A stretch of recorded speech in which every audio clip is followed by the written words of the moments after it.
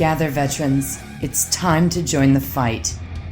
The long war begins.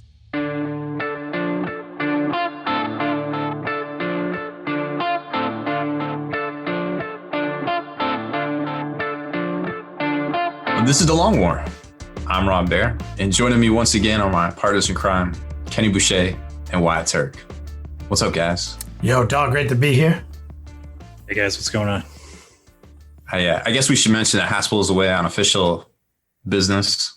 Yeah, he's on an Umbra field op right now. He gets to actually tie in his love for hobbies, too.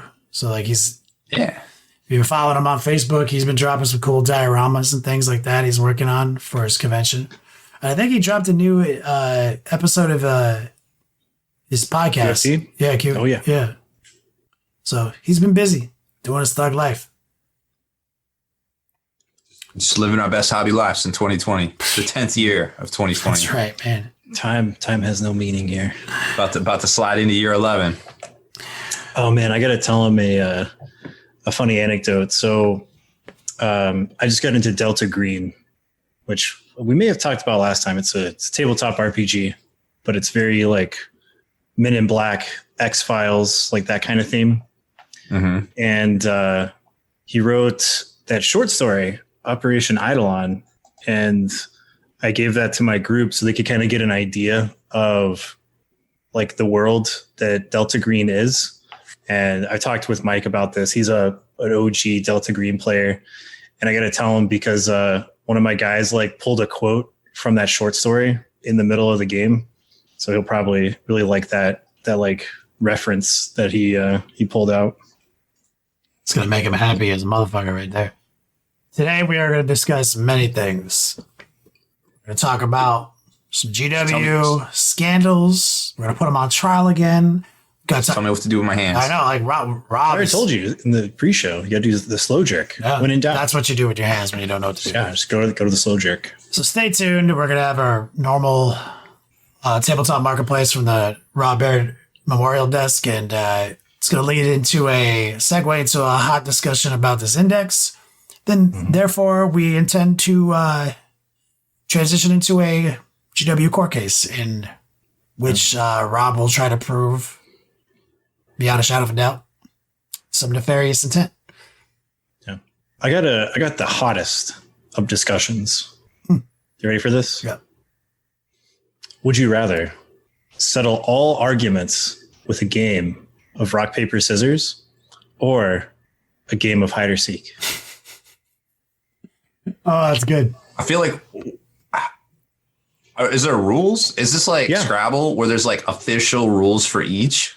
Yeah. Okay, if I use hide and seek, who's the seeker, who's the hider? Flip of a coin. I like it. We're talking 10 count or 100 count? Or like a 10 count. Yeah. 10 count, hide and seek. I will also preface this by like this is like a reality shifting event. So like from this point you're forward, picking for the planet. Yeah, no, not necessarily. What I was going to say is that like you cannot have an argument unless you can physically do these one of these two things. Because this is it, is reality. Now with the hide and seek, let me just define the rules. So let's say I'm the hider. What's the official stance on winning as the hider? Like, is it the seeker full on gives up, or is there a time frame here? I'd say there's a time limit, because I mean it can't be like or like till the end of time. Like, is that how you get an agree to disagree scenario when? Well, I didn't technically give up looking for you, so. No, I mean like there's clear cut and dry winner and loser in these situations. All right. Got it. Paper, scissors, rock. What if you go hiding and then you come back and it's like 20 years later an alien starship has hidden its like, star charts in your brain? Does that mean you won? What? Whoa. Wait, hold on. I was following you until you mentioned did this happen to you? Rob. This is a what if. I'm just asking. Do you win in that scenario? Like if you just like Why are the star charts in your brain, and how does that pertain to the? Are you Well, that's pulling where, out like a that's really where the ship weird? stored the star charts. Does that pertain to the discussion you won or lost, or is that? Well, yeah, you go on hide and seek, and then you go to the starship. So and are you saying that like and then in you come the back, like, insane hypothetical that you're having an argument with somebody? Look, I you saw go a to movie, this hide, happened, and this then was at real. that exact same moment you get abducted by aliens. That's what he's saying. What are the bylaws? Yeah, I mean, we need to talk about. Is that a gray area? I saw it in a movie. Okay, in that completely preposterous scenario, I will say that as an auto win for the hider. Yeah. I feel like that's what you want to hear. I pick paper, scissors, rock because nothing beats rock. I win all arguments. I'm gonna play hide and seek. It's gonna be great. Yeah. You're banking on the abduction clause. I see. Good bold strategy. Yeah. Yeah, Bolt. I respect that. I mean, we all got our angles. we all got our angles, man. I don't know. I actually think this is like the solution for world peace. Yeah, I mean, I'm gonna be very in agreement with people. Like if it's hide and seek time, if like that's what's up. But paper, scissors, rock, I'll roll the dice mad times on that, dude. Like I'm like, But if it's hide and seek, I might just be like, yeah, I agree with you. Or does the decision know my heart's intent and I can't? Well, no, it's like you have to settle all of your arguments this way. So I mean, that technically, I would say that like you're participating. You could throw the game, but you can't just. Oh, okay. To get to the place where I say I agree, I have to engage. Yeah, you have to do this. So this is also my plan for world peace. It's like there's no more Facebook arguments, no more keyboard warriors, no more war. It's just like if you can't rock paper scissors it out like physically, then you can't be an argument. It can't happen. Got it. I'm prepared for that new lifestyle. If we're going to institute, How do you win internet arguments? You can't have them anymore. That's the secret. You can't have them. yeah, Yeah. you just don't.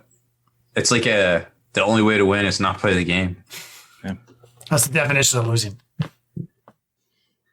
But I forgot what I was going to say. Must have had a senior moment. You know, in my monolith unboxing video, I kept saying back in the day, I was like the monolith back in the day, and I was like, oh my god, it did it. I said back in the day, like, I felt so old. And then I realized the monolith's like 20 years old, and I was like, it is old. Guys, the 90s was like 30 years ago. Kind of shocking when you think about it. Right? In my mind, the 90s was 10 years ago, though. It was not. I know, because my birth certificate would definitely challenge my feelings on how long ago it was. Good times. So we got cat attack. There we go. Yeah, he's Definitely something. Does he get See, your cats, my cats are too old. They're like, hey, lift me up there. Can you Well, you don't have a beard. That cat was all about the flavor saver right there. He's like, yeah, I left something here yesterday. nah. He just wants Oh, to give yeah. me kisses. He likes They would reactivating previously dried spit from his own mouth. Why do you have to assume that my beard is gross? Like, it's not. It looks pretty clean from here. He's At least not you have actually a beard, licking me. Kenny. He's just rubbing his face on my face, which is bonding for cats. It's him declaring ownership Also- over you. Yeah. They like it when you blink because if you close your eyes, you feel like you are defenseless. So Oh, okay. you trust them. So if you blink, that's why cats blink at you because they're like, oh, I trust you. I remember seeing something a while back where like scientists have done so much like psychological work with dogs. They pretty much have them completely figured out and they still don't know shit about cats. Like to this day, they still don't understand the relationship between a human and a cat. Like they don't know if they view you as like a parental unit or as like a hairless, helpless kitten that they want to like. Oh, like a mentally out. disabled cat. That's how that's what I assume Yeah. cats look at us as. Yeah. I mean, Hey, I bought these. I got this for you. Here's this thing. You got to eat it. Like, there's this thing on the internet, Rob. It's like a keyboard that you can pre-program phrases into and teach your dog how to use it. Oh, weren't you going to get that last week? I'm straight getting it. I've been watching the mad videos. Because the only thing is you got to just train the dog to use it, because that's not hard. Like training a dog to do a new thing, that's not too hard. And they already know like hundreds of phrases, hundreds of words. Mm-hmm. So like you just got to figure out like your language that you have with your dog. So I'm going to get into this. I'm going to get that dog set up. And it's going to backfire in some ways. I know this. I know, I know it's literally. Sam's going to tell you what's up. I gotta leave off a treat. Like there can't be treat on it because it's just gonna be like treat. Like get the fuck out of here, dog. They know that word. Yeah. My cats. So this reminds me. I saw a thing earlier today where it was like, I want to buy a parrot, but only teach it 4 phrases, and it was like, I miss my hands. There's only one way to break this curse. Like I was cursed by a witch, and then like I miss my kids. So you need to program some stuff like that in there so that people, when they come over, they think Saren is like Bonabe, who has been cursed by a witch into being a tiny dog. That is hilarious. That's pretty deep. All right. Well, fuck it. We got lots of content to do. Rob, Memorial Disc. All right. Got lots of stuff. We need some like ticker tape noises, typewriters going. Like typewriters. Yeah. Well, we can go over the releases for next week that are going to go on pre-order on GW's site. So if you didn't read the post and haven't heard from your local game store, basically, and we're going to get into this, all the releases for next week have been allocated across the board to game stores on Thursday. You may recall a similar thing in the past, maybe in July. So you will only be able to get 2, or stores will only be able to get 2 of each of these new releases, 8 of each codex book. No explanation given. So we'll start at the top. The Space Marine Outrider set is $60 US. Gazgo Thraka is making his single kit release $65. I actually thought it was going to be $70, so it's kind of... 65 seems like a pretty good price for Gaz. It's remember he comes with Makari too. Yeah, so that's a good price. Yeah, I mean, like technically $30 for that is easily Makari. Yeah. one could say Gazgul. You're buying Makari. Gazgul's coming with it. Ragnar's $40. Great, just in time for Space Wolves. The Combat Patrol boxes, Space Wolves and Deathwatch, are both $140 each, and those will be allocated to 2 per. We did a pricing breakdown on it on the site, and it looks like they're pretty close to their start collecting savings. It was roughly around $60-$70, and that's assuming there's only 1 upgrade sprue for each in the box. There's probably 2. Haven't seen the complete breakdown on GW's site yet. So I would hope they gave you enough for every model. Yeah, it looks like there's multiple models. Plus, like I think the Apothecary and the Deathwatch has a pad on too. So if there's 3 in there, it's actually a better value than the old start collecting boxes. Because the Space Wolves is what, 10 intercessors, 5 reavers, an Invictor warsuit, and the battle leader. So that would need to be 2 just to at least. Yeah. Well, because you get 5 per sprue, and they're $14 each. Well, how many of those are reaver shoulder pads? Because theirs are weird. So I don't think that. I think may only they just be 1. Put heads on the reavers. Yeah. But the intercessors definitely, and then the battle leader already comes with like Space Wolf stuff on him. So because he was from the old Gene Stealer Cult box. What was that? I don't even remember. Blood and Claw, Tooth and Nail, Rip and Tear. Just invent words and put them together. GW box set, brilliant. So if you can find them, they might be a decent value. The problem is that they're $45 more than the start collecting box, which if you didn't catch it, GW said that going forward, the Combat Patrol boxes will replace the start collecting boxes, which means if you want a bundle deal, you're going to have to shell out at least $45 more ish. So what's the savings on the box? It's about the same, $70-$80, and that's assuming 2 upgrade sprues. If there's 3, it's a better value. ... I don't know. It's like, hey, do you spend $95 to save $70, or do you spend $140 to save $70? Well, which one's better for GW? The Hounds of Morkai are also a separate box set release, $45. So if it's just 5 Reavers, normally a 5-pack of Intercessors or Primaris go for like $35. So that should include an upgrade sprue as well. Don't know yet. Haven't seen a breakdown. Codex Space Wolves and Codex Death Watch are both $30 US. And we should probably talk about this for a second. And this might be why Death Guard for Chaos and all the Chaos stuff didn't get their supposed day one update when the Marine Codex dropped. The Death Guard book is a codex where the Space Wolves and the Death Watch book are supplements, meaning unlike what we saw in the past where everything you got came in that codex, now everything in that book, you have to pair it with the Space Marine book. So to play Death Watch, you have to spend $80 US. Yeah, which honestly leads me to like, which is the root of many of my concerns moving toward the Death Guard release, which is why I've suspended all Death Guard painting until that release. As you guys know, I started painting my first personal army in 4 years, 6 years maybe. And because of the nature of this and the precedence is established through the new Marine decks, I'm not entirely convinced some of the old parent Chaos Space Marine units are going to make the cut. Like some will, like obviously like Rhinos and things like that. But I have a bit of a suspicion it might not even be a 50-50 that like we already have like 3 demon engines basically in the Death Guard rules. Why do we need the Defiler? Like that's like for the hobos who don't worship Nurgle like we do, right? That's why we have the Plagueburst Crawler and the Plague Fly and the Hauler, right? Like or the Ascetic Roomba. So Blight Spitter. I'm pretty sure that anything that's not already accounted for, like a Chaos Lord, a Chaos Sorcerer, I don't think they're going to be in it. I am 50-50 that Defilers and shit are going to be in it. I'm 50-50 that like Spawn are going to be in it.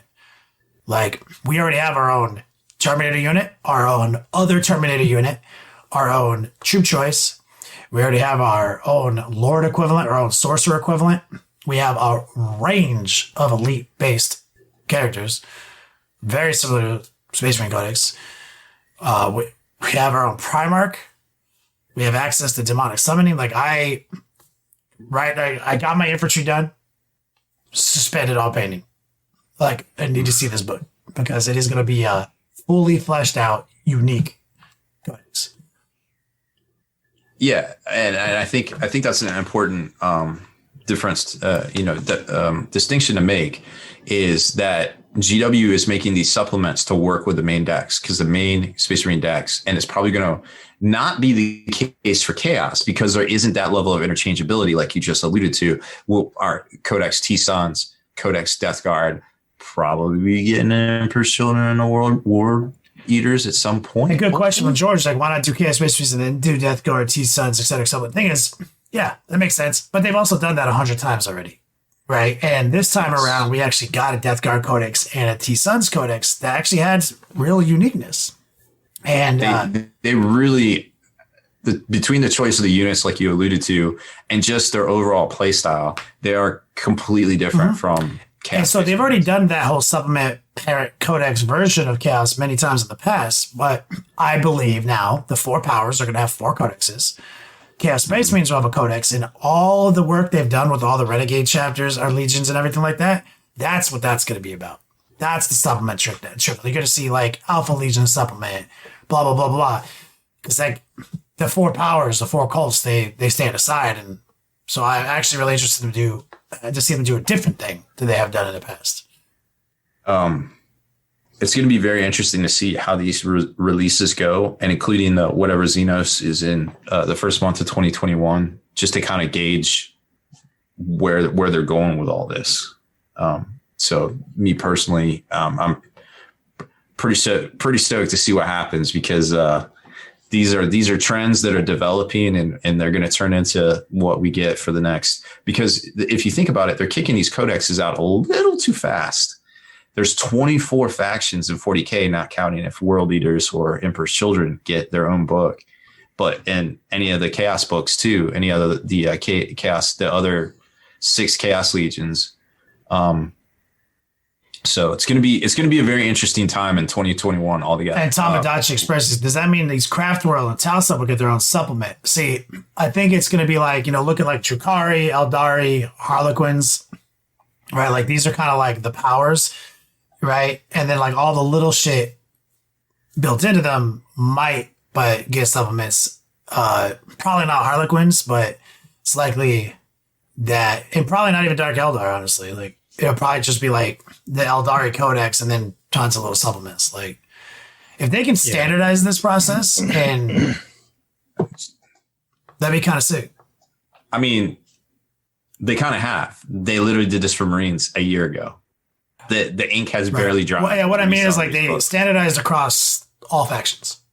Oh yeah, I mean, it'll be difficult. That's the challenge with any business, is to kind of eke out the peaks and valleys of anything you can offer, whether it's your background. Right. All they have to do is determine what defines a codex, what defines a supplement. That's it. Yep. Make that decision creatively, and then move forward. I would go so far to say that I don't think that we actually want a ton of supplemental books for every faction, simply because Games Workshop is not the best at, balancing stuff, because they don't have the time, or they either don't have it or they choose not to have the time and resources to fully playtest stuff before they release it, as we have seen a billion times before. And so, it's like, okay, is every Tau Sept going to have a supplement? No. There's no reason to. The differences between those are a couple of sentences of rules. And then you got to ask yourself, like, do we really want Tau to have like 10 different supplements, and then like a Farsight supplement book with all of them getting like unique units and characters and stratagems? Because it's just going to be, I think it's already to a point where, like, unless GW wants to heavily invest in time and manpower to playtest this stuff better, it's going to be kind of the same thing we have been getting. And then if they make all of those supplement books, they'll be even worse.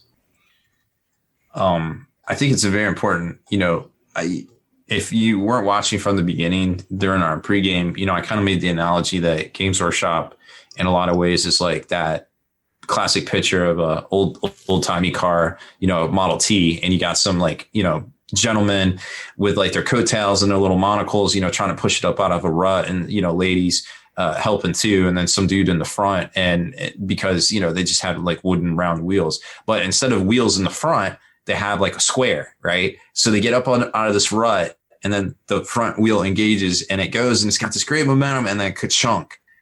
And in a lot of ways, that's kind of what Games Workshop is doing. Like they make this really great stride, and then just boom, just falls flat. And then you got all the great people and the great designers and all the great production people and everybody that does their job so well, just pushing the company along over its own momentum. But then it's just bam, you get all these issues that we're going to talk about later in the show. And this isn't even the tip. What we're going to talk about tonight, not even the tip of the iceberg. GW has some sort of grand plan, like for all of this in 2021, and they're going to try dropping it. And I just, the grand plan is like, there's like more to like what, because tonight we're doing GW on trial and this Forge World thing. There's so much more to the grand plan that there is not enough time in one episode to cover it. It is shocking what they are going to try to do in 2021. And we don't have time to talk about it tonight. I will have a post up on the site very shortly about it, but we'll talk about what is happening right now tonight. Read the article on Spiky Bits, and then we'll comment to that next week. It's a little ambitious. That's all I got to say. All right. So data cards, $15 each. The Citadel painting handle limited to two per store for $12.50 now. I think originally it was $8 4 years ago. Now, then it went up to $9.99. Now it's $12.50.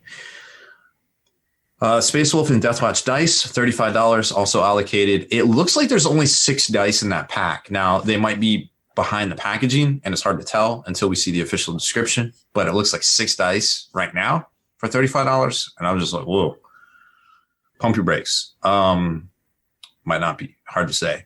And then, of course, there's the collector's editions and all sorts of stuff, as well, $80 each. So moral of the story, get in to your local game store, try to lock in for any of the stuff if you need it, because it's going to be allocated AF. So we'll talk about that here shortly.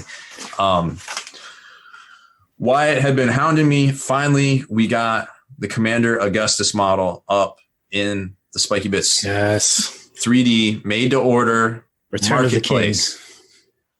He's dope. He's super chunky. He's actually a really cool model. I put one together right here. Wyatt's got the super dope painted version. Yeah, I think you'll see some of those painted promotional images on the website soon. Yeah, I gotta do more work. There's always that's tomorrow Rob's problem. I'll put a link up in chat so you guys can check it out. But if not, you can just type in Commander Augustus Spiky Bits and it'll pull it up. And you can check that bad boy out because he's pretty dope.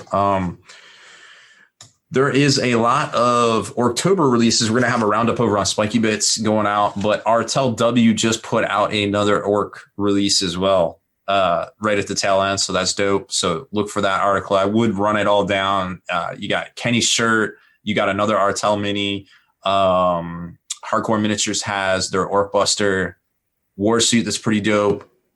I think they have some other models too.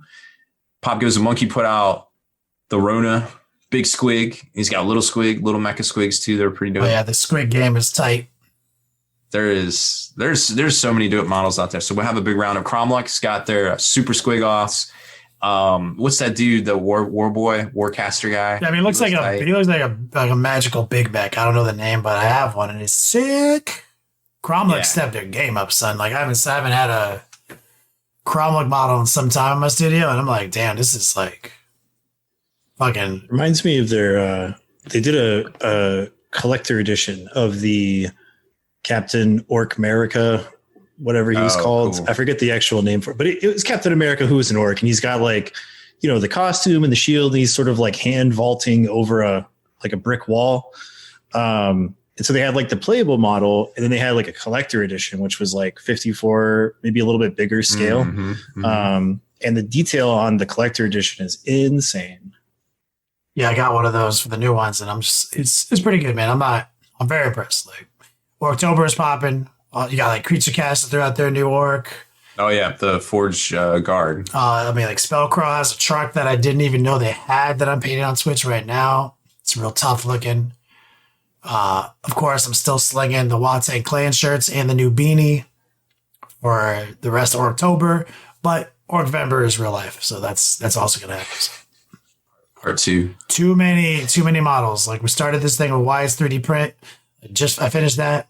Finished Big Rona. Just started the truck, and I looked over and I was like, damn, I got a Creature Cast orc. I got a Mantic orc. I got the Cromlech orc. I've got the Privateer Press, Trollblood, Fen orc that I want to paint. Like, dog, I'm like, that's like a full more month of painting. You're orked up. Yeah. Full. I was trying to make an analogy there, but I was reading. Goddamn 1800 SATs with analogies, and you can't spit one orc analogy out right now. My mind immediately went to poop. I was like, I can't talk about that anymore. Spray primers back in stock at GW. It said like out of stock forever. I don't remember what it exactly said, but it was like no longer available online, I think is what it was. But now it's magically back. All the spray primers back in stock. So if you were freaking out, and I think it was worth noting that they had all gone out of stock and they said no longer available. Well, they're back. So maybe somebody just pushed the wrong button. I don't know. But they're back in stock for all your Hylian needs. Of course, you always got the color match stuff from Army Painter, Tester's Model Master for some of the colors that they don't have right now. So there's plenty of stuff out there. Kenny mentioned Creature Caster earlier. I did want to mention that they have made an announcement, if you missed it, that they are partnering with Judgment, which is a MOBA, a hex-based MOBA. For Judgment 2.0, you'll actually be able to play with some of the Creature Caster miniatures. So like you got your demons or your elementals and such, and you'll actually be able to play games with them. And the point of this is to lead into like a competitive gaming scene. Sounds So pretty are neat. they are they partnering to add their models to the game, or are they going to take over production of Judgment's models? Both. I forget exactly what the press releases said in regards to that, but I think it was Judgment still has their models and Creature Caster still has their models. If I were to They're guess, usable just in based the on what I game. know about production and stuff, and having talked to Judgment, I would say that probably Creature Casters will take over production. And they've always wanted a game. So this is a perfect relationship. Right. Because And I haven't painted a Judgment model in a long time, but I think all of their models are on 60 millimeter bases, right? Yeah, they're changing the scale on some of them. They noted, but they're also changing it so you can play with some of the Creature Caster stuff that's bigger too. Right, because most of their demons are on 60s. Yeah, and they mentioned that in the press release that they would be playable somehow, but I forget exactly. They didn't give a whole lot of details. They're just like, we got this idea and this is happening, and we got new stuff coming too. And there were some whispers of maybe more dragons. Dragons are cool. Everybody loves dragons. Take a billion seconds to paint. Yeah, but they look dope. They do. So that was definitely worth mentioning because anybody that's already putting out great, dope minis right now actually turned it into a competitive game. And as Kenny's talked about many times in the past, Hex is the way to go. You don't have any confusion about measuring. If I was going to start a game, there would be a grid of some type. The shape is irrelevant. Yep. Square, grid, I don't give a fuck. My announcement I alluded to earlier, Monument Hobbies, the progenitors of the Pro Acrylic Paint line, we're going to put out a branded bundle, new hobby bundle, which, they have lots of bundles on their website. I think Sam Lenz has one up there right now. And I had a meeting with Jason the other day, and so going to have the next level painting, basically like hobby or survival kit, the American Express card.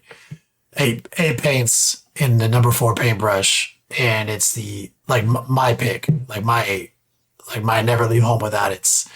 So look for that real soon, especially since some of my never leave homes without it are some of the harder to get ones.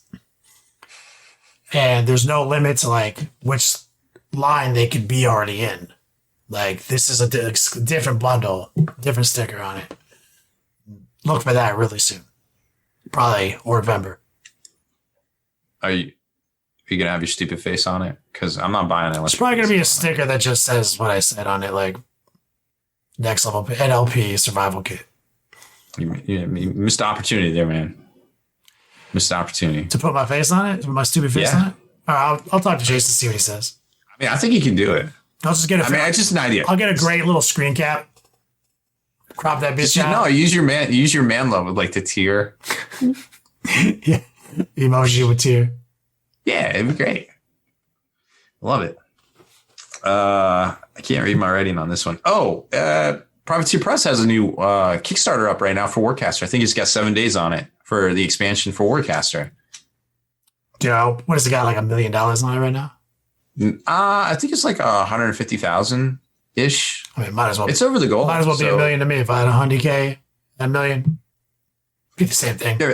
They're basically the same number. One's metric, one's standard. It changed my life in the exact same way. Congratulations. Congratulations, guys. So I think that one's going to be pretty well. Squad Marks is also coming out with a new line of bases that you can customize for Kill Team, veteran abilities. So if you're still playing Kill Team, it seems pretty neat. And of course, we'll probably see a Kill Team release. It's going to have flayed ones. A lot of people, at least more people play Kill Team than Titanic. So. Yeah, if I had to pick a number 2 game, it would probably be a tie between Kill Team and Titanicus, but I would have to lean more towards Titanicus right now. That's just kind of where I'm at on it. Yeah, I talked to a lot of stores. I'm just watching my stopwatch. I'm giving you're cutting into your. Friend of mine wasn't really even talking of, about it. We could talk about it. Hey, we know there's some new kits coming out for Titanicus. It looks like the Mechanicus night versions were spotted in the rule book. But do you guys really even care? What we should talk about. I was gonna talk about side games since we were talking about side games. Like the AOS. No, I was a friend of mine gave me a bunch of out of print Legion of the Damned models. And I was like, oh, I could make like a really cool little team for Crusade, because I know Crusade's kind of picking up steam. It's pretty popular as like a fun narrative way to play 40K with not a whole lot of models. And I was like, well, Legion of the Damned doesn't really exist anymore, but I can play Legends units in Crusade, and the OG metal Legion of the Damned models are so sick. Like, be the perfect place. Lots of fond memories of those guys back in 3rd edition. Yeah, those were ones I never even realized got put into Legends. And I was like, holy shit, they're Legends. Like, they used to be just like an elite choice you can add to whatever. They didn't really know what to do with them. They gave them like Sternguard rules, and then they're just like, you know what? Let's just put these. I mean, I could always do that too. I mean, like one of the cool combos that I like for current Space Marines is you take a big unit of 8 or 9 Sternguard, and you put them in a drop pod with a HQ that can take Rites of Battle or Rites of Warlord trait, because it gives everything within 6 inches OBSEC. And so you drop pod a unit of Sternguard with their special issue bolt guns and go like steal an objective from somebody, because now they have OBSEC, or as a way to get to a corner or side of the board that you wouldn't be able to otherwise to score more points. So I mean, like they're not like astounding or anything, but I mean, like they have 2 wounds now. Their special issue bolt guns are pretty dope. They're a pretty good point cost for what you get. They're only slightly more expensive than a tactical Marine, but they're still less than an intercessor. And you can give them OBSEC. It's pretty cool. I mean, OBSEC makes the world go round right now. Oh yeah. I feel like that was most of my list. Also, Mandalorian starts tomorrow night. This is the way. On the Disney Plus. Check it out. This is the way. Gotta watch it. How about that huge nerf of Forge World units? Yeah, I was getting to that. So, right. So I actually have a pretty good talking point on this, because while Rob was doing the news desk, I was actually looking up a bunch of things, and I will straight up say right now, anyone who says that Death Korps of Kree got nerfed is objectively wrong. I don't know about that. They're objectively wrong. And I have factual reasons to back it up. So, why would you, hold on, Rob, why would you say, like as a Death Korps? No, I agree. I mean, just the 2 rules they previewed are like things that normally you can't do. Not only that, I'm not even talking about their regimental doctrine. I'm talking like there's some other really cool stuff, right? Like the horses popping up in the back. No. So I'll pose this question to you, right? So we have this table of contents for the brand new Forge World book, right? And everybody is like, woe is me, the sky is falling, my army is invalidated. But when you actually look at the table of contents and what Death Korps actually lost, like what data sheets are missing, they've only lost 5 units. And even then, you're talking about units that either like no longer exist or like nobody cared for in the first place. So like the only 2 that I'm really going to focus on is the Grenadiers and what was the other one? The Quartermaster. Like, yeah, nobody cares about the Quartermaster. Or the Death Rider Commissar. Those okay, 2 like, units. It's just right. So, it was their basic infantry squad. That was the one. So they still have in the table of contents. They don't. So they have their HQ for infantrymen. They have their HQ for the Death Riders. They have the Death Rider Command Squadron. They have the Combat Engineers, and they have the Death Rider Squadron. And I forget what it's called, but they still have their little like they have their thud guns. They have their little like tunneler vehicle, right? So basically, the 2 that matter is the infantry squad and your Grenadiers, because like a commissar is a commissar. Doesn't matter. You just put a Death Korps skin on it. So, well, that's what they're probably doing with a lot of it, right? Yeah. So this is what they're doing. They're saying like for the Death Korps of Kree infantry squad, there's no reason to have a whole different data sheet for it, because it's basically the same thing as a infantry squad. So it still exists. It's still there. It's just the same as playing Catechins or Mordians or like whatever, right? It's like the Mordians and the Catechins don't have a separate one. They just have a regimental doctrine that slightly changes the stat line or gives them a special rule. So they didn't go anywhere. You can still very much play them. The Grenadiers don't have a place anymore because they don't have the Kasserkin or the veterans with hell guns anymore. They don't exist. You have to play a veteran squad, which has like shotguns and special weapons, or you get Militarum Tempestus Scions.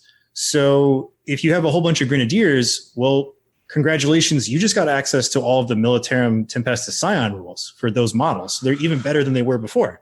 That's actually what I was using them for, because they have the different guns, which I actually prefer the guns because those guns don't break off like the piddly las guns on the normal infantry units.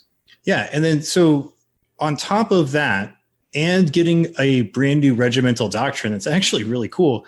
There's this little sentence here from the article they put out today that talks about that the Death Guard now have, or Death Corps now have full access to the Astra Militarum Codex and all of its entries. So they have a whole bunch of stuff they never even got before. Right.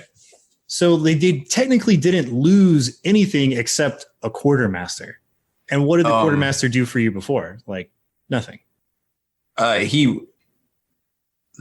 did they do? I don't even remember. Were they apothecaries? I think they were apothecaries. Well, I remember the only time I ever saw a quartermaster model, it was the one where he was like shooting a guy in the face on the ground to put him out of his misery. So I don't know if he was really like throwing out medkits.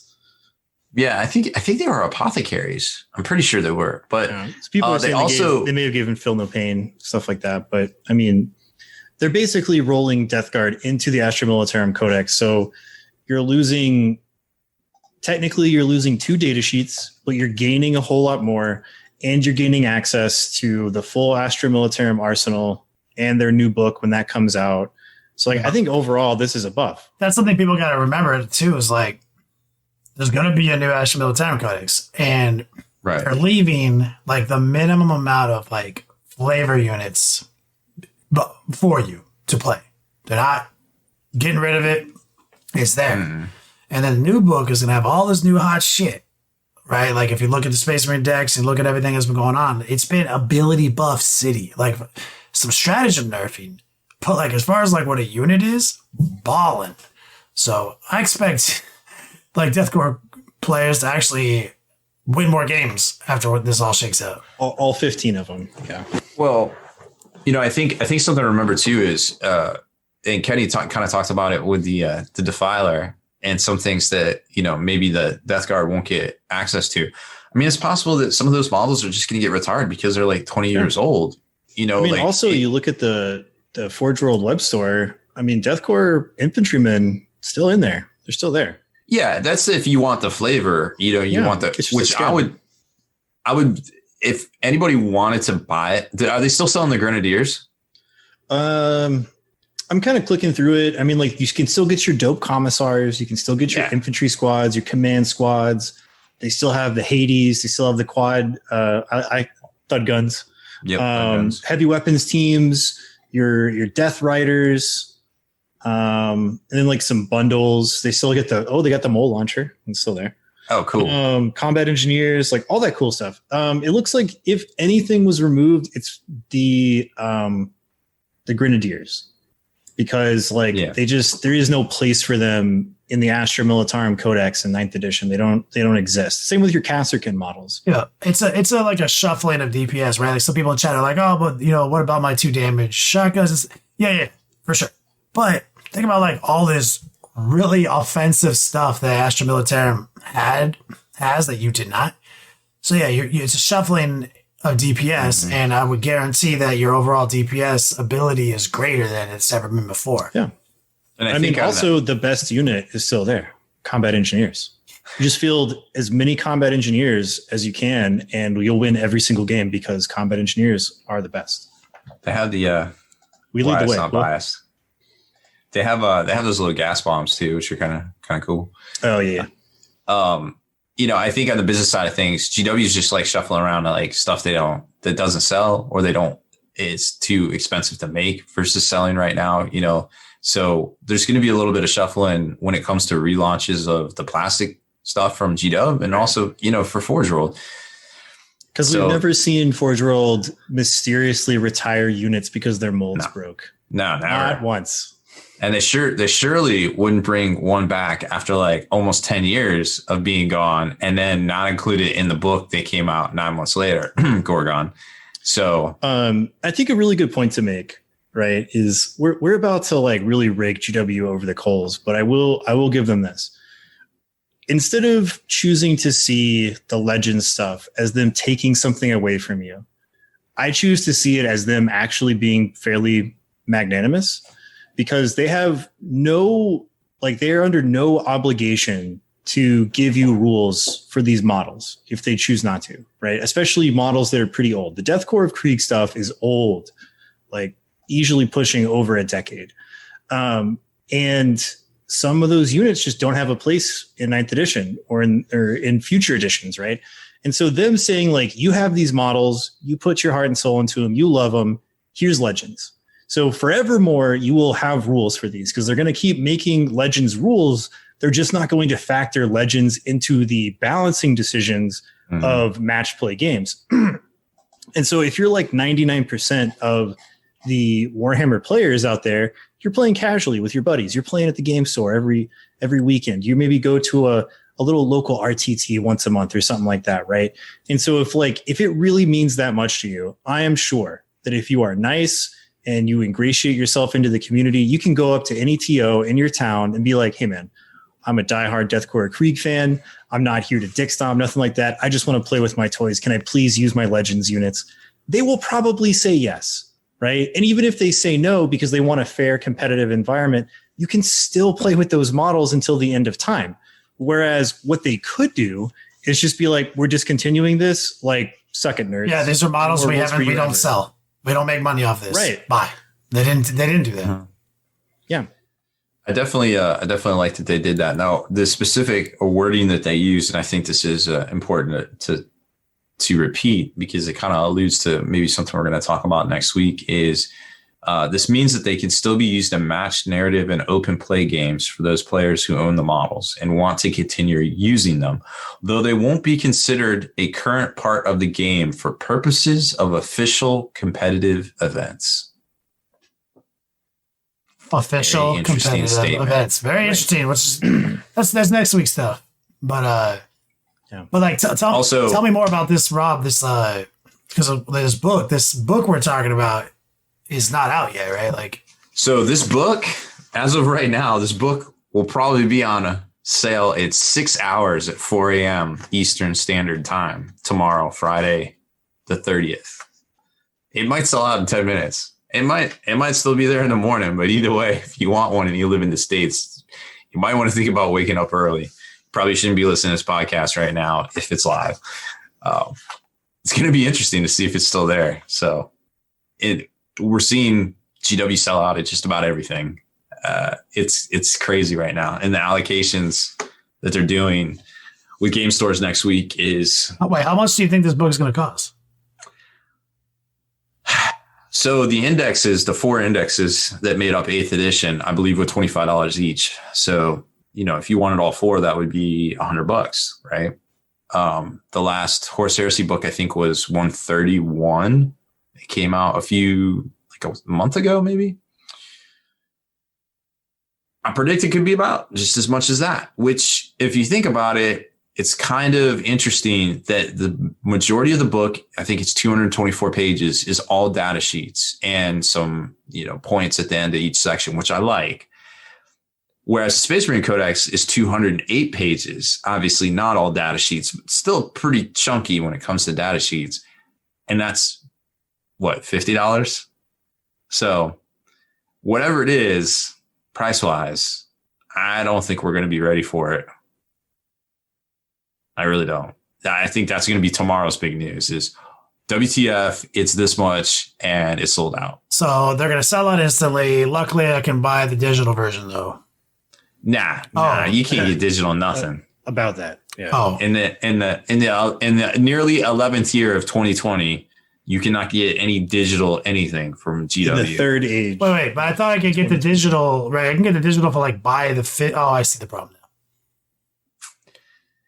Not only can you not go to a GW store or your local game store and potentially get the new book because they're severely outdated or the new releases are just selling out and they can't restock, you surely cannot go online and buy a digital version of it unless you get the physical copy and unlock it in the digital app. It's a classic chicken before the egg situation. And I noticed there's a job listing over at Games Workshop on the tech side for a project manager. I'm not saying it's for an app, but I'm just saying. What project could they be referring to, Rob? I don't know. But if you take a look at some of those entries there, very curious what they're trying to build in-house right now.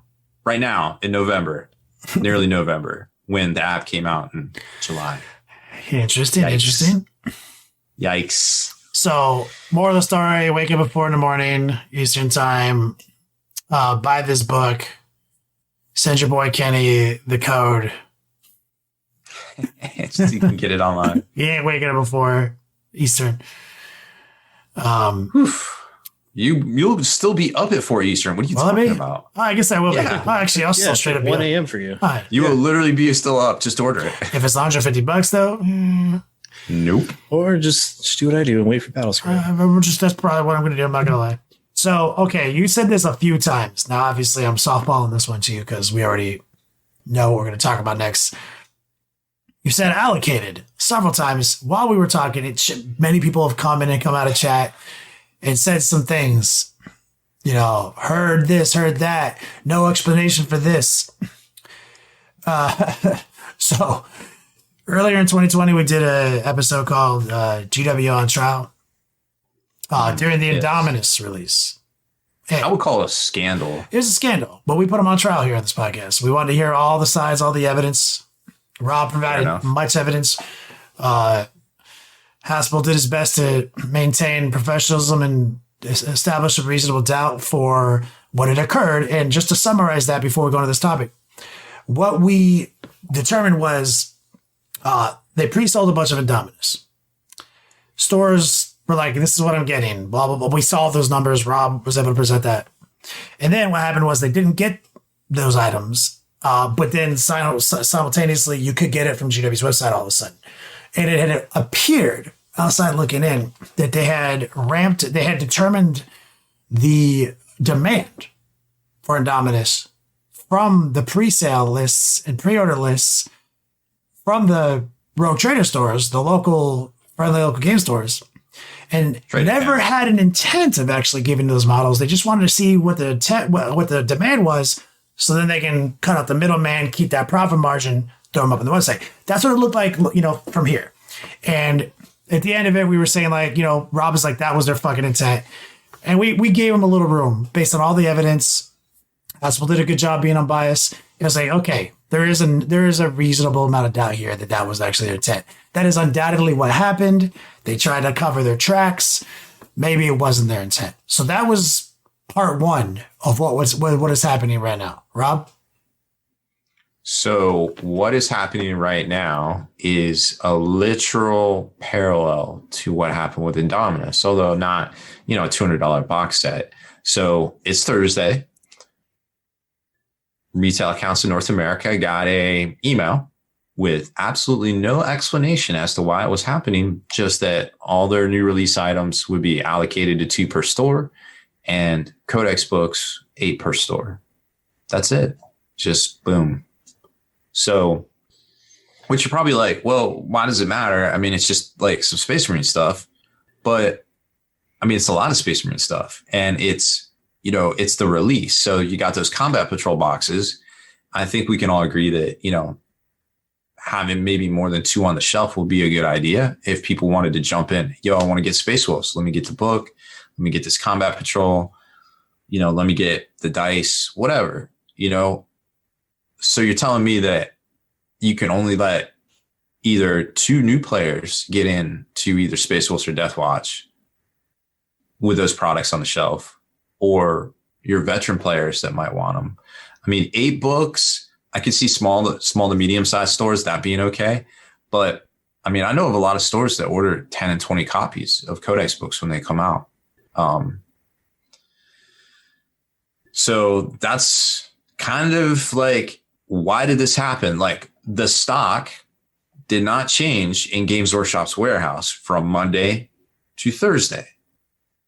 It's my opinion that the only thing that changed from Monday to Thursday is that Games Workshop realized, once they took everybody's pre-orders from the local game stores, perhaps also from their retail stores, which are open, local ordinances and things on having so many people in the stores or maybe curbside at the time.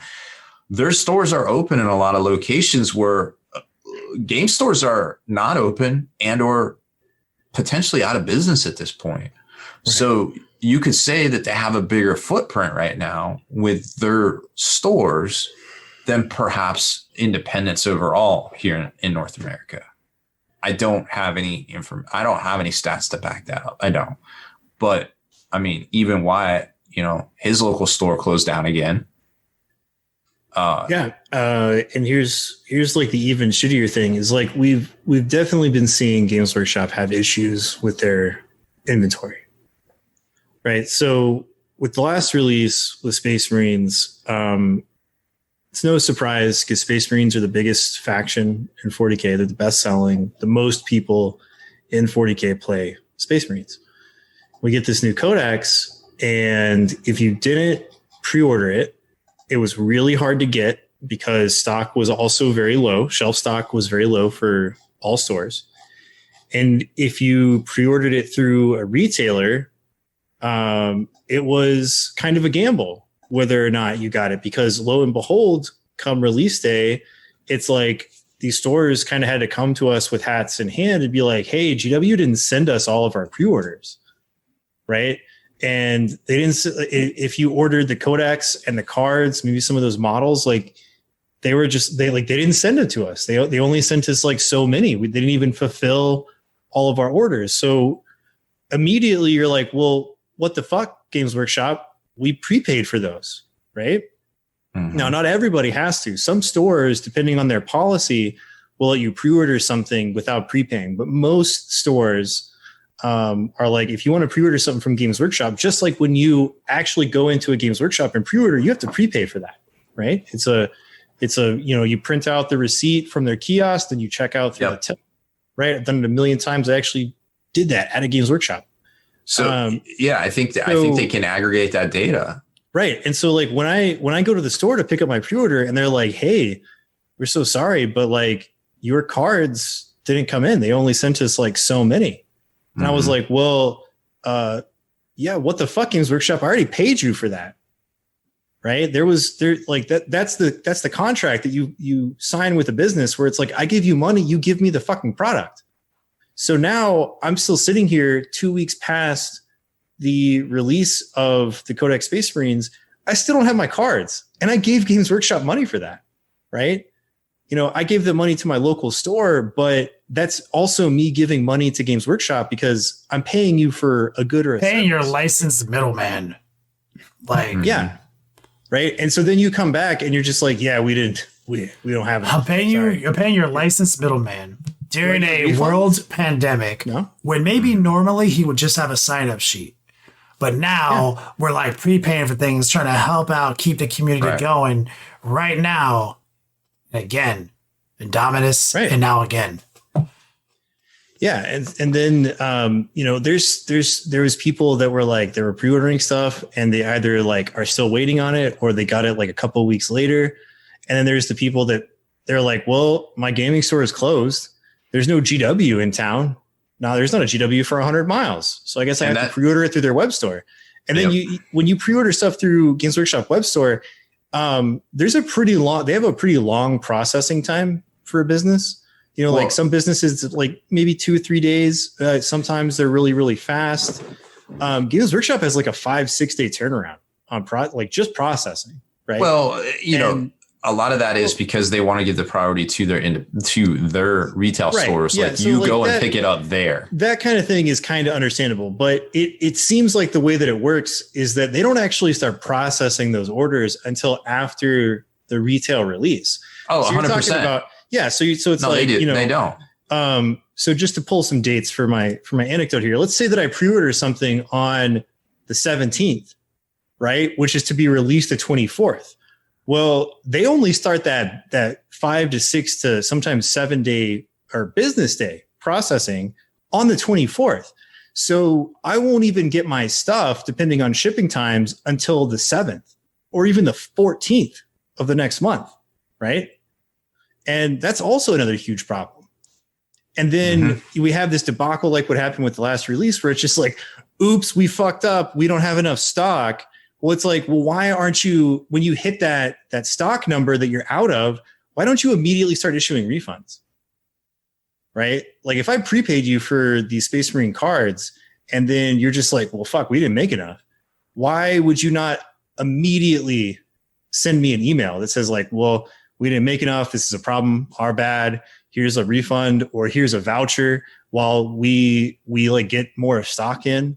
Right. So normally that's something they do. Their customer service is usually very good, but right now they're not even answering their phones.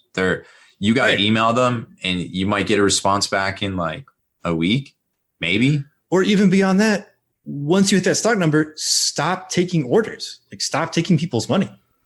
So I think in a lot of cases, like I said, my analogy of them, all the talent and all the great people are pushing that Model T up out of the rut.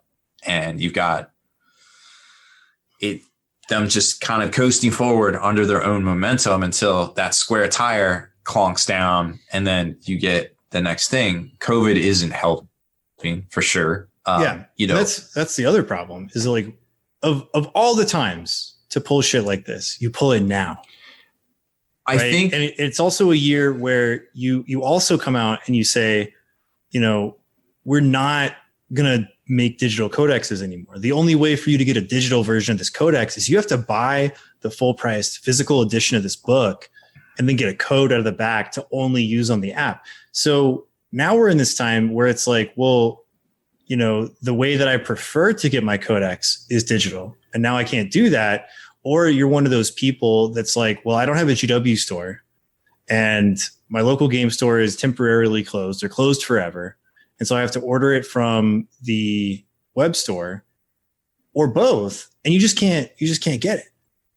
So it's like, why would you take away that revenue source now of all times? Like, it just doesn't make sense. I think some people, the higher ups, are a little daft when it comes to these sort of things. And I think the people underneath are a little bit better at making it, greasing all the gears and getting things working.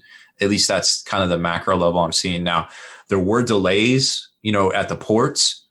Actually, volume is up. Capacity is up on ships. So getting stuff in from China isn't as much of an issue right now, as far as I can tell from the research I've been doing.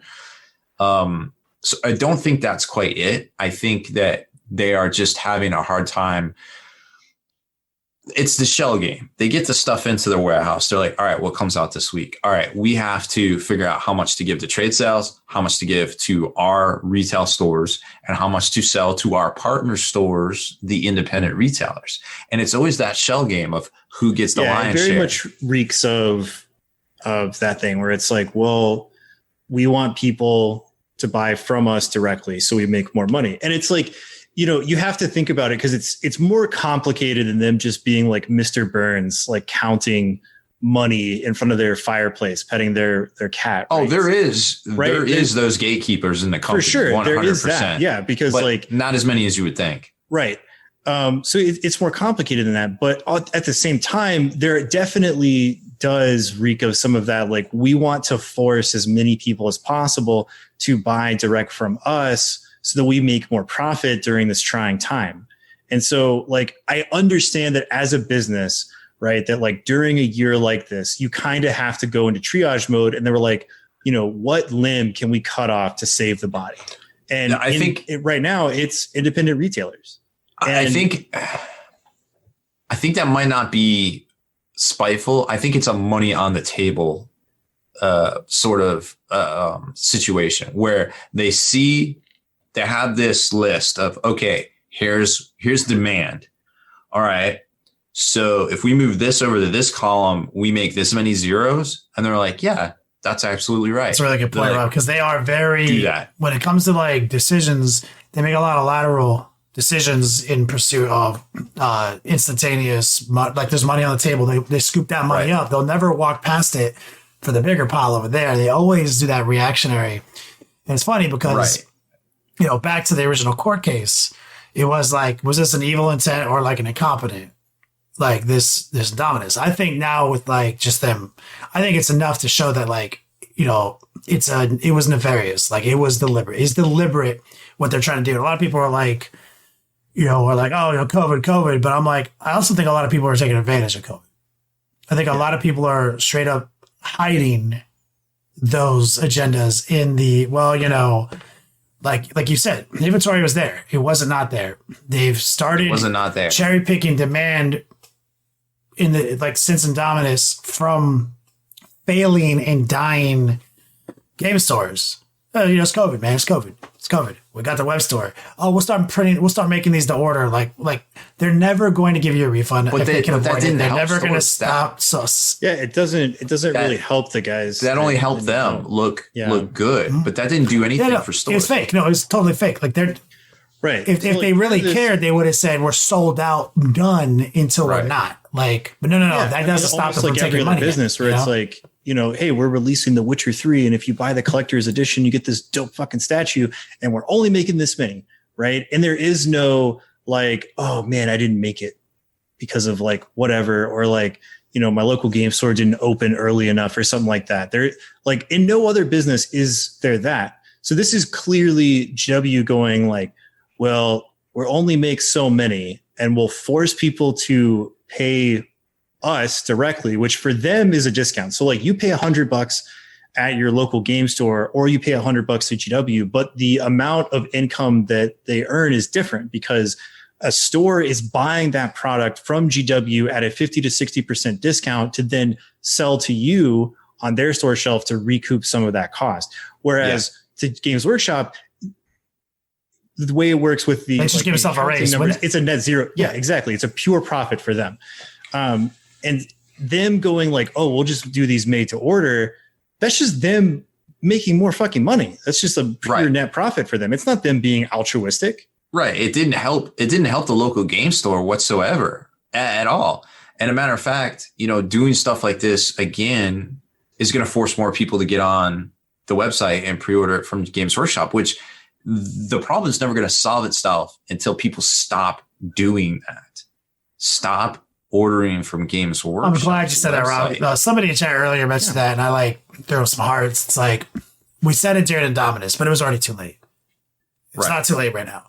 You've heard of this term called boycotting, right? And I don't like to call people to it's not boycott. Boycotting just means you don't buy into something.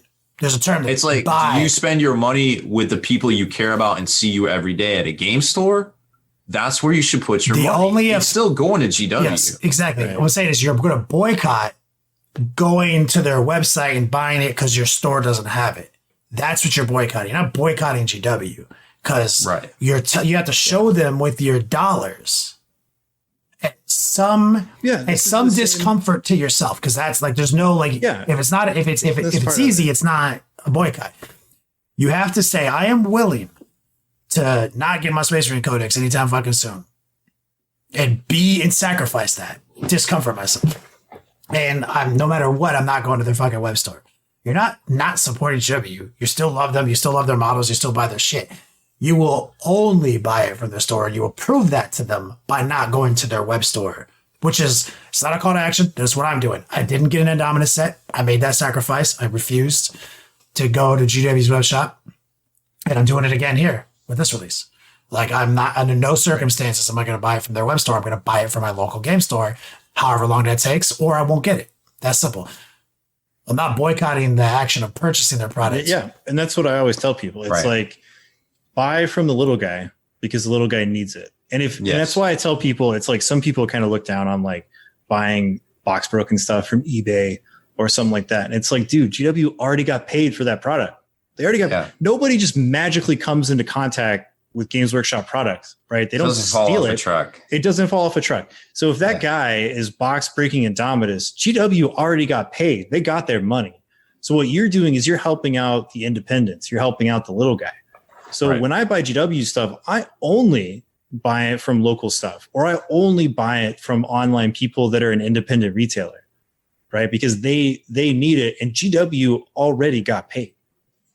And if you don't support your local stuff, like the number of times I've seen people, especially like in this town, right? Because I live in Austin, and we've had a crazy turnover of game stores in the past decade, where stores will open and then they'll fail and they'll shut down, right? And the number of times that I've seen these people in the community be like, you know, like they go to this place and they're like, I love this store. The people run it are so cool. The environment is dope. And then they don't buy anything. They don't buy anything from the store, right? They pre-order it online. They buy it from an online retailer. They buy it from eBay or whatever, but they don't buy from the place that they want to go hang out. They don't want to buy from their local place. And then that place closed down and they have this like shocked Pikachu face. Like, what happened? Well, it's like, dude, when you're that guy that goes into that store and you play there 3 or 4 times a week, or you go there for Warhammer night every time, and the only thing that you do to support that store, like quote unquote support it, is buy a fucking soda and a bag of chips. Guess what? You're not supporting that store. No. Right? If you go to that store and you spend less than $20, you are not supporting it. And that's like, that's a societal thing in this community that we need to shift. Or buying a paint every now and then. Yeah.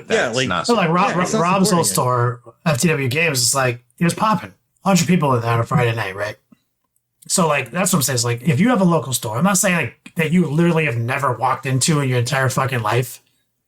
Like, I'm not saying like suddenly start walking in there. I'm not saying that. Like, they still had to be good at business and provide you with a store that you enjoyed, right? If there's a store that you frequent and it's your jam and it's your fucking hangout and it's like a part of your life, and you're not supporting them, like, you're hurting them. You're taking up space in their store. Yeah. Yeah, it's a pure square footage thing, right? Like, they are dedicating. We've done the math on that. Yeah, they are dedicating square footage of their store to allow you to hang out and play your game, to exhibit your hobby. Yeah. Right. Whereas they could use that square footage to put shelf space to sell more product. So if you're going in there and you are utilizing that square footage for 2 to 3 hours, even once a week, and the only thing you do is buy a Monster and a fucking bag of chips instead of actually buying stuff off of the shelf, then you are not supporting that store. They are losing money on allowing you to do that. And go ahead.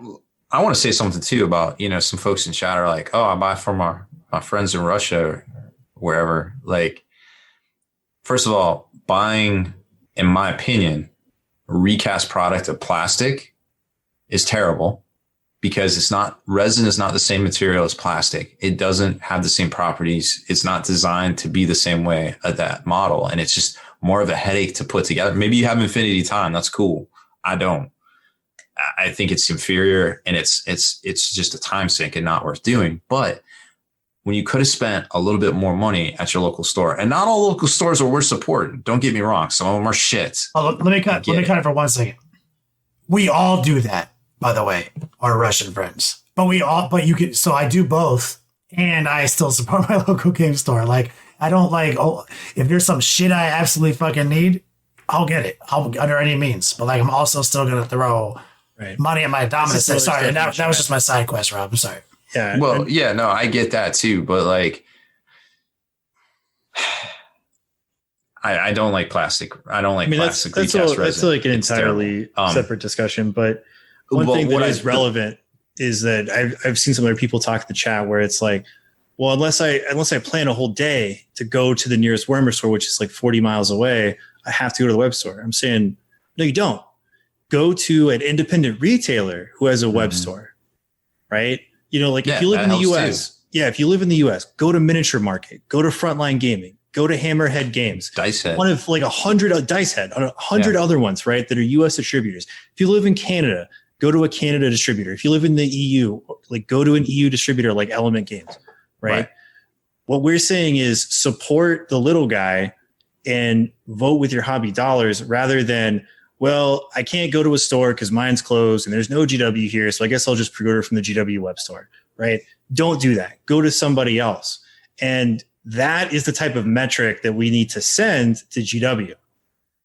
Yeah, you're still buying it. It's still getting they're still getting some of the money, but some of the money is going to the people that need it to support the community that help, have these organized play, maybe put on larger events. And the things out there that are super important in this community and out there actively getting people into the hobby, showing them how to paint and, building up these communities. And that's what's important. Because let's talk about real quick what game stores have had to deal with in 2020.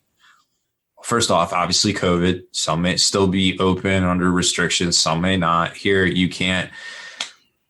In North Carolina, you can't play in stores. Now, some stores have chose to be open because the sheriff of the Bonehead County decided that, hey, they're not going to enforce it because we have political problems with our governor. I'm not going to get into that, but some stores are open, whatever. But I think that it's important to mention that not only has Games Workshop raised their prices on a lot of items this year as well already, Stealth. They came out with 3 of their most expensive kits to date since their shutdown for COVID, right? So they come out with expensive stuff. They saw what happened with the Dominus. They allocated in Dominus. They flipped it around. They did what they did. They made their money. Now maybe they're doing it with this Space Marine release. And who knows the week after? We don't know what's coming down the pipe. Their website is gutted. Forge World site's gutted. Like it is very difficult to get GW product. Stores are putting in restock orders, getting maybe a sixth of what they ordered, and they're not even getting it the same week. They're not even getting the same week, y'all. Like they have to put in a separate order for the restock and a separate order for new releases. They get the new releases in, of course, super, super duper late in the week. Sometimes they come on Saturdays. Sometimes they don't even get them that week because it was a super high volume week. So local game stores right now have a lot of things stacked against them, notwithstanding the whole COVID thing. And just not even to talk about GW stuff. I mean, like you have to also think about how much like sales are converted from people just coming to the store at a local game store, right? Whether it be people buying Magic cards, people buying comic books, people buying board games, people buying D&D stuff, right? Because almost every store, like even Game Castle, right? That is my like kind of local store, and they're on the West Coast too.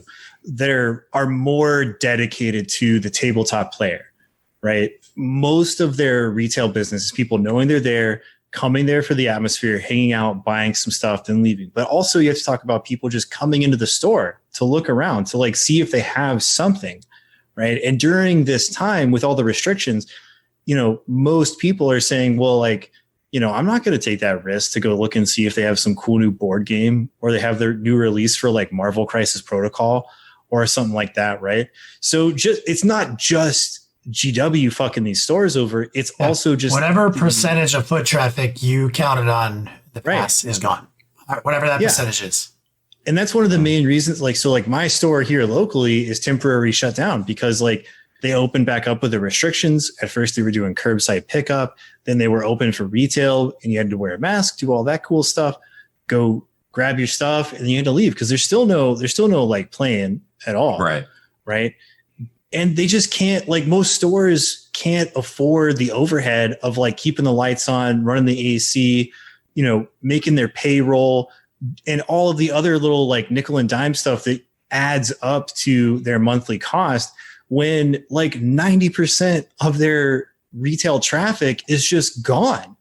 It's just gone. And so like, even if you have a super dedicated player base that constantly buys stuff from them, like we do here at Game Castle, just for Warhammer stuff, like it's just not enough. It just isn't. And then they have to close down. And so like on top of everything else, GW is doing this stuff, which is where we kind of get into that, like, well, it's intent, right? The whole idea is intent. Are they cherry picking numbers from already in distressed organizations that they have built their back on? As they have built their entire brand on their back, like the community elements of this entire hobby was built on the backs of the local game store. Are they literally cherry picking and using them to determine demand with no fucking intent of fulfilling that demand? Or are they? Right? That's 100%. That's the issue. The issue isn't we fucked up our allocations. That's a mistake. No. I think we have enough evidence to say it's on purpose now. It's fucking deliberate. This is where I think it's targeted, right? Because they know that when you limit choice, right? This is like basic human nature. When you limit choice, humans will do whatever is easiest. They'll do the easiest thing, right? Like a really good anecdote is like when you have a city that dedicates more public trash receptacles, there is less litter. Because if you make it super easy for a person to put trash in a trash can, trash receptacle, they will do it. But if somebody's walking on the street and they need to throw something away and there's not a trash can in sight, the easiest thing is to drop it on the ground, right? So in this instance, the easiest thing for people to guarantee they get the thing that they want is for them to go to the GW retailer. So if you cut off the supply and you limit what game stores are able to pre-order and what they're able to have on their shelf space, then the easiest thing to do is to go to the GW web store and pre-order or buy things there, right? And so like that's why I think it's targeted. I'm not sure if it's a nefarious plot to put out game stores, but I do know that they have access to that data. But it's not a nefarious plot to put them out. It's a nefarious plot to make money with no morals. Right. Yeah, like I definitely don't think that they're out to like fuck over all the LGS guys intentionally. I think this is a every man for himself scenario, and they have shareholders, whereas LGSs don't. And so in this instance, their thing is like, well, what can we do to ensure that we get the lion's share of all money on each? To use Rob's analogy, money on the table, baby. Like, yeah. They don't care. Just look at the data. Like I said, it's lateral. Like they're not looking, and that's why the fallout is that from a person in the community standpoint, this really sucks because it's basically fucking us over, and it's fucking over the LGS guys, and that is where you get into the ethics of things, because like when you're a company that's built around a community of people who buy and play your game, you also have to maintain good relations with that community. You have to keep it healthy. And this is something that is directly destroying that community, but making them a lot of money. Yeah. And that's where it gets into the maliciousness side of things. So yeah, I don't think they're Mr. Burns counting dollars in front of their fireplace, laughing maniacally, but I do think that it does hurt the player. Like we got a lot of colloquialisms, cut off your nose and spite your face. You know what I mean? Like there's like all sorts of things. There's more evidence, right? Like that, Rob, you have an article coming out. When is your article coming out on the other thing?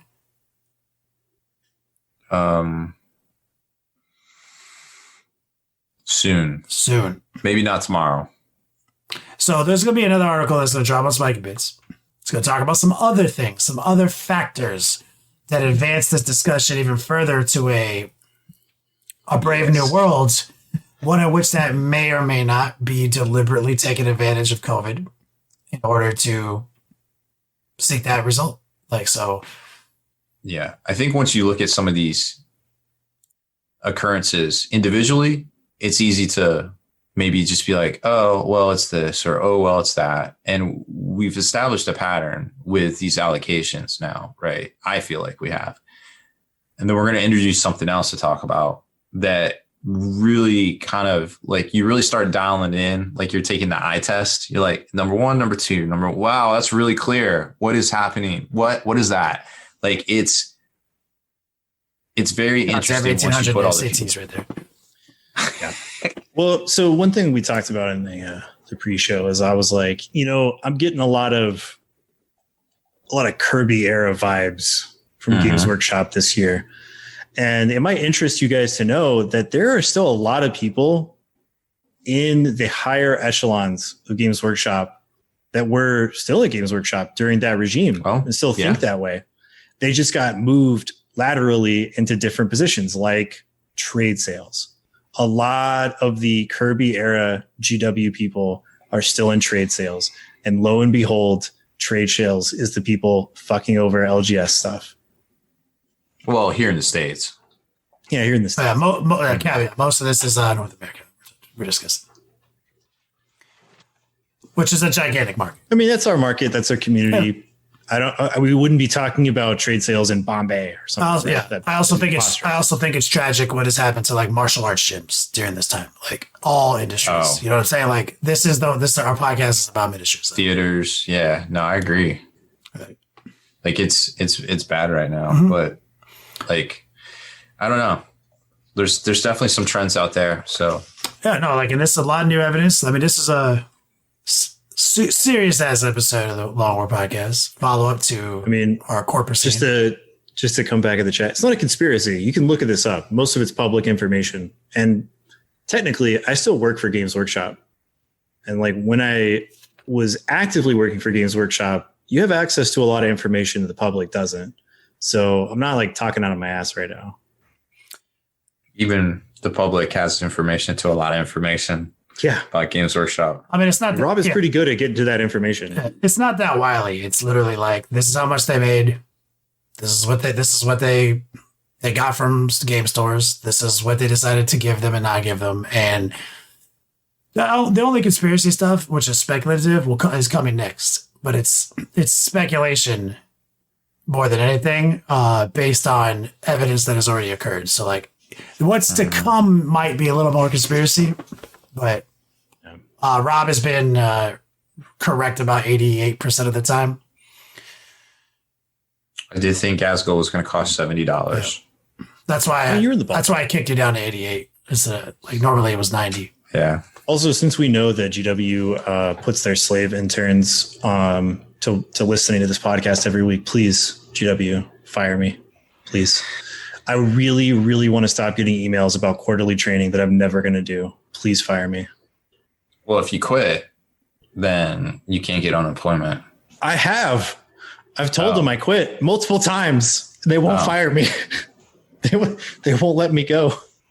I don't know. Impossible. I never worked on a retail side, or I never really got into retail. I told the regional manager here in Texas to suck my dick, and he still didn't fire me. Sounds like you're in a cult, dog. Yeah, I don't know. I guess. I don't know. Might be in a sex cult, bro.